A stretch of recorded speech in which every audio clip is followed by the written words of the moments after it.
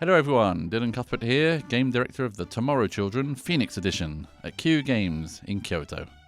We've been busy preparing for the release on PlayStation 4 with enhancements for PlayStation 5 and wanted to invite you into the void for a look at what we've been working on.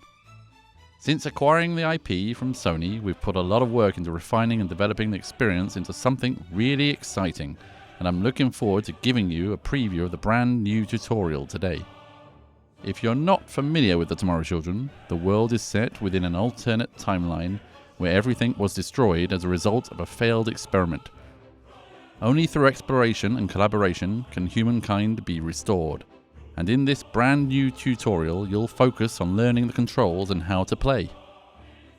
You play as a projection clone, and her design was inspired by traditional marionette puppets from the Czech Republic, which is pretty neat.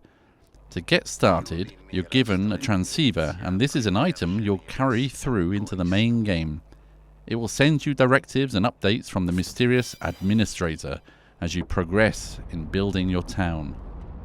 And as you see here, an island is rising from the void. This is a big part of the Tomorrow Children. Exploring the islands that appear and mining them for resources and other items is key to restoring your town. I also think the island rising effect shows off our unique graphics engine quite nicely too. You can see the particles merging together and the detailed reflection in the void as it appears.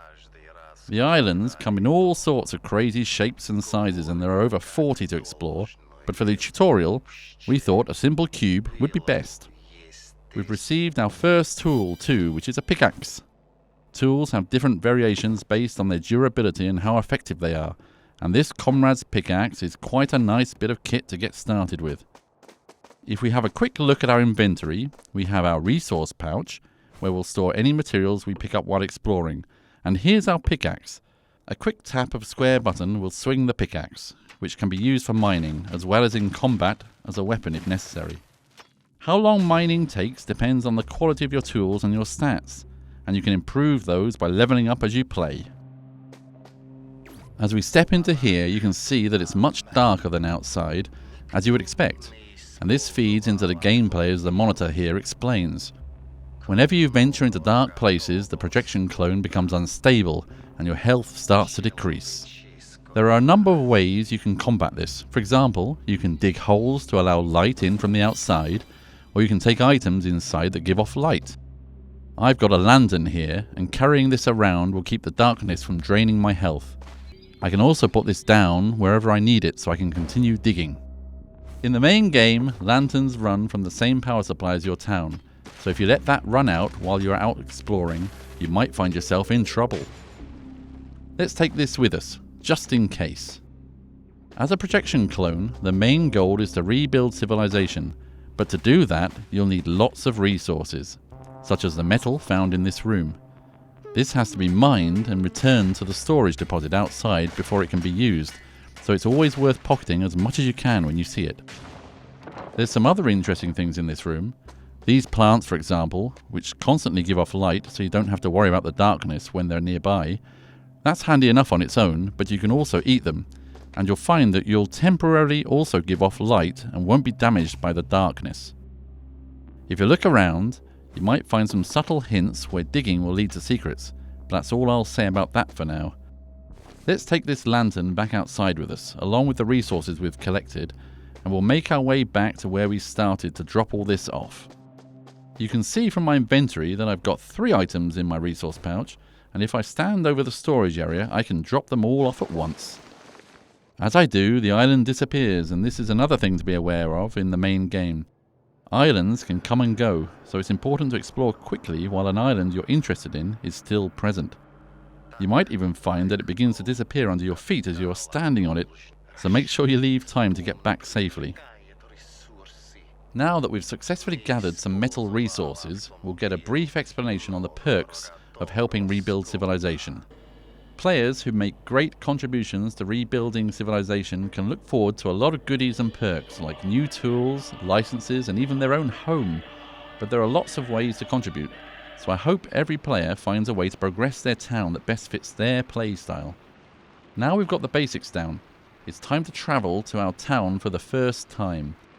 You can see the subway is starting to appear, and we can use it to travel to both our own town and towns owned by other players online. You can freely visit your friends' creations and work together. Let's take a look. Welcome to our new town. The first thing to do is to head over to the workbench. Looks like we've already got some enemy Isberg on the way over. They're pretty far away though, so I think it's okay. We'd have to be pretty unlucky to get attacked this early in the game. At the crafting bench, this is where you'll use your hard-earned resources to build up your town. At first, there are only a couple of facilities available, but this will steadily increase as you progress through the game. For now, the first thing we should build is the Ministry of Labour, so let's select that. We've already got the resources we need, so as soon as I've solved this puzzle, we can start building. If I'd picked up any Freeman dollars, I could use them to build immediately.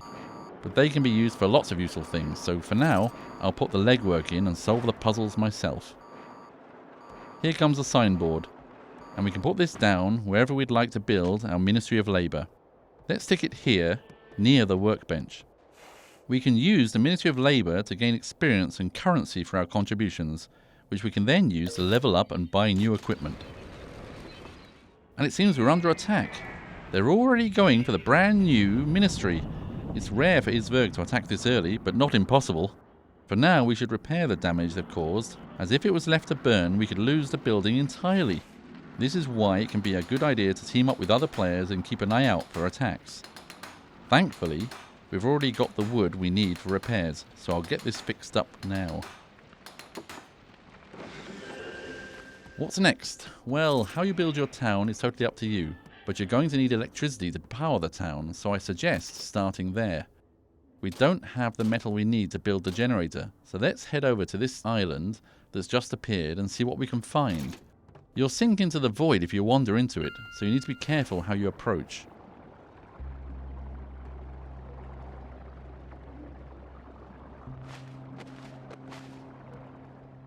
Thankfully, there are some stones here we can hop across, but sometimes you'll need to think carefully about what you bring with you while exploring. There's metal up here, so let's take that back with us and build the generator before our initial power runs out. Okay, as we can see on the status screen, I don't have much electricity left, which is less than ideal, so let's fix that now.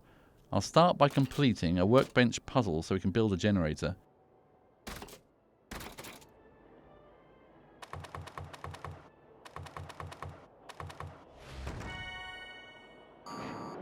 I'll put it here, and as soon as it's built, I can start running on it to generate more electricity. By playing this mini-game, I generate power for the town, which is used for all sorts of facilities and objects. Generating electricity is a great way to contribute to someone's town, and in this new version you can also assign Comrade AI to help you, but more on that later. In all the commotion, I forgot to visit the Ministry of Labour. This is where you get credit for everything you've done to contribute to the well-being of the town. You are rewarded with ration coupons to spend on tools and equipment. My bourgeoisie level has increased too. I can allocate a skill point into a number of different stats to improve my performance. Let's go with might, so I can dig up resources faster and use them to defeat those Isberg. Another island has appeared, and there's something interesting here. Next to this metal deposit is a Matryoshka doll. The spirits of people lost in the void are preserved in these dolls, and by returning them to our town and reviving them, we can increase our town population. They're fragile, but if I carefully carry it back, I can build a Matryoshka rescue pod and start reviving this trapped soul. This is one of the most important things to do when rebuilding your town. We've added a bunch of new villager designs for Phoenix Edition, so I hope you have fun trying to meet them all. Pretty soon a new citizen will appear from this Matryoshka, but while we wait for that, let's see if we can find any more. There's one over there. I could bring a ladder or build some blocks, but I'll try to reach it by platforming. There we go.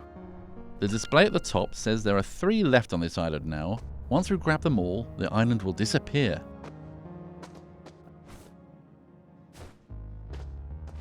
Okay, looks like I'll have to dig my way back.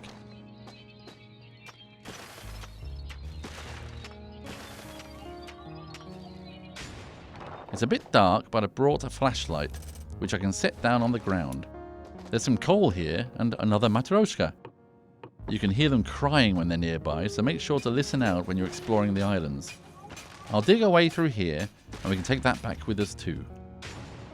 There's a bit of a queue forming here, so let's make another Matryoshka rescue pod.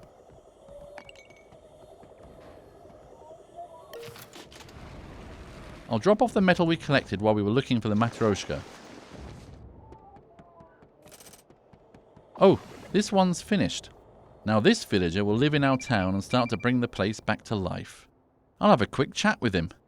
Okay, it seems he wants revenge on the flying Isverg called Bondi. I completely understand how he feels, so I'll happily take on this side quest. There are anti-Isverg turrets we can build to fight back, but before we're allowed to do that, we need a police booth, so I should work on that next. It's always good to invite other players to come and help gather the necessary resources. And right on cue, an AI comrade has arrived. This is another brand new feature in the Phoenix Edition. The Comrade AI will help with a number of tasks, such as generating electricity, collecting resources, and even fighting Isverg, so you can focus on exploring and town management. You can summon more with the police booth, so that's another reason to build that right away. Let's give the AI a test. I'll drop these resources over here and see what they do. Let's watch from a distance. Uh-oh, another Isverg over there. The sooner we build this police booth, the better. Ah, here's one. They'll pick up resources left lying around and get them to where they need to be. Obviously, in this case, I could have done it myself. But if I were out mining on an island and my pockets were full, having a Comrade AI to move things back and forth would be a huge help. It's just one of the ways we've made the Tomorrow Children Phoenix Edition more accessible to people playing offline in single player mode. Although of course you can always join friends and strangers to work together too, as the AI will also play with you and your friends. This is just a glimpse of what you can expect from the Tomorrow Children Phoenix Edition, and myself and the team here at Q Games are incredibly excited to welcome you back to the Void. You can play on PlayStation 4 or with enhancements on PlayStation 5, and we'll be sharing the latest updates over on our Discord server, so make sure to join me over there. Good luck in the Void, comrades. See you there.